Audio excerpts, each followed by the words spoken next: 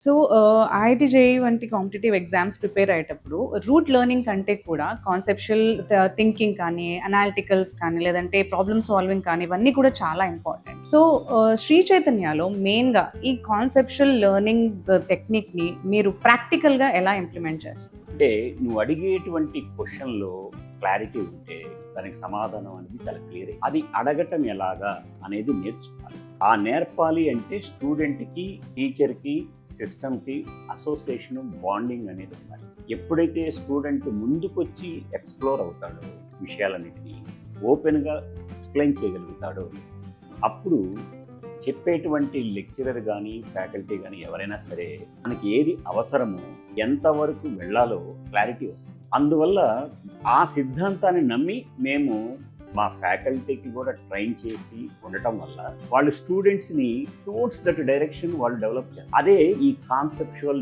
జర్నీలో చాలా యూస్ఫుల్గా ఉంటుంది. వీటన్నిటికి కూడా ముఖ్యం ఏంటంటే అడాప్టివ్ లెర్నింగ్ సిస్టమ్. ఇప్పుడు ఈ మధ్య కాలంలో వింటున్నాను ఈ పదం అడాప్టివ్ లెర్నింగ్ సిస్టమ్ అనేది. ఈ మధ్య ఐఐటీఏలో కూడా ఎవరో ఒక ప్రొఫెసర్ గారు అడాప్టివ్ లెర్నింగ్ సిస్టమ్ని ఇంట్రడ్యూస్ చేద్దాం అనుకుంటున్నారు. ఇది ఆల్రెడీ చైతన్య చాలా ఏళ్ల క్రితం నుంచే ఇంట్రడ్యూస్ చేసింది. ఇది చాలా గర్వంగా చెప్పారు.